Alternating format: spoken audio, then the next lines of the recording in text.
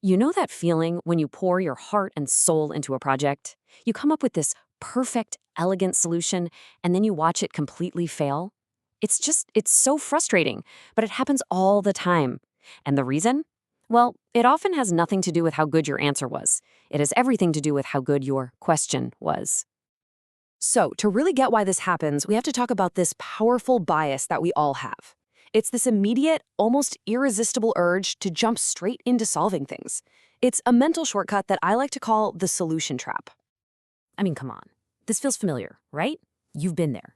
The whole team gets together, you build this absolute masterpiece of engineering and design, and yet it just doesn't fix the real issue. It's like building a beautiful, intricate key for the completely wrong lock. All that work just pointed in the wrong direction. Think about it. From the time we're in school all the way through our careers, we get rewarded for having the right answers. We're trained to be expert problem solvers. But what if that's not the most important part? What if the real game-changing skill isn't solving the problem that's in front of you, but actually defining it in the first place? Okay, so let's break this down. On one side, you've got problem solving. That's all about acting inside a frame that's already been given to you. It's tactical. But then you have problem setting. That's the strategic work of building the frame itself. See the difference? One is about finding a solution. The other is about finding the right question to even begin with. One's the goal, the other's the entire foundation. So let's dig into what it really means to set the problem. This is where we make that crucial shift from just doing things right to making sure we're doing the right things. You've probably seen this quote that's attributed to Einstein, and it just nails this idea perfectly. The vast majority of the work, the part that has the most impact, is in deeply understanding and defining the challenge itself. The solution? Well, that often becomes pretty obvious once you've framed the problem correctly. So, at its core, problem setting is really a process of making sense of the world. A researcher named Donald Schoen put it really well. We don't face neat little problems in real life. We face messy, confusing, problematic situations. Problem setting is how we draw a frame around all that mess to make it understandable and hopefully solvable. And this right here, this is the core mantra. If your initial frame is wrong, it honestly doesn't matter how brilliant or innovative your solution is. It's doomed from the very start. Okay, now for the fun part. Let's see how this actually plays out in the real world. Because the history of innovation is just filled with these amazing stories of people who didn't invent a new answer, they just asked a brand new question. Let's start with the Panama Canal. This is a perfect example. The French framed the problem as a massive engineering challenge. How do we dig a straight ditch across this thing? But they completely ignored the reality of the jungle, the mountains, the deadly diseases, and they failed catastrophically. The Americans succeeded because they reframed the whole problem. Their question wasn't about digging, it was about creating a passage. That new frame led to using locks to work with the terrain, and crucially investing in sanitation to fight disease. Same situation, totally different frame, and a completely different outcome. Or think about early Netflix. For a long, long time, their entire business was built around this one question. How do we get better at mailing little plastic discs to people? And yeah, it was an improvement over Blockbuster, for sure, but it was still locked inside this tiny little frame. And that, fundamentally, was the wrong frame for the future. It was a limited focus on the object, the DVD, and the how of delivery. It wasn't an expansive focus on the experience, the why of what customers actually wanted. And then, here it is. The breakthrough. When Netflix changed the question, they changed the world.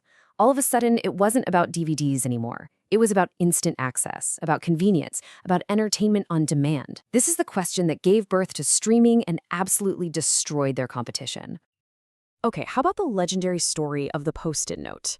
It didn't start as a brilliant idea. It started as a complete and utter technical failure. A scientist at 3M accidentally created a glue that was incredibly weak. A total flop, right? The real innovation happened when they reframed that failure. Instead of asking, how do we make this useless glue stronger, they asked a completely different question.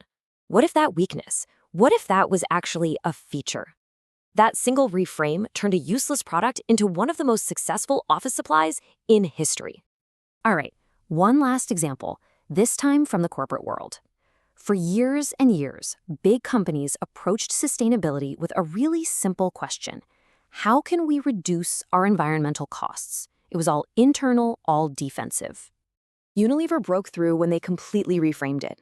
They asked, how can we make sustainability a team project with our customers? This new, engaging question led to their super successful sustainable living plan, and it turned what used to be a cost center into a powerful, positive part of their brand. So you've seen the power of this idea, but how do you actually, do it? Let's get practical. Let's give you a toolkit so you can start challenging and rebuilding your own problem frames. To break out of a rigid frame, you can just start asking yourself a series of questions like these. They force you to challenge your first instincts, to really think about who's impacted, and to dig up all those hidden assumptions you're making. The whole goal here is to deliberately shake things up, broaden your perspective, and let new possibilities in. And you know what? I want you to try this, like right now. Pause this if you have to. Take a real challenge you're facing. Write it down in one sentence. Now force yourself to rewrite that problem 3 different times, each from a new perspective.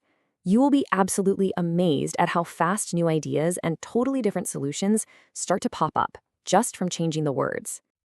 And that brings us to our final and honestly, our most important point. This whole practice, it isn't really about finding answers. It's about mastering the art of asking. This is the key takeaway. The ultimate goal here is to shift your entire focus. Stop desperately searching for the one right answer, and instead, start searching for the most fertile question, the one that opens up the most possibilities, the one that points you toward the most meaningful solutions.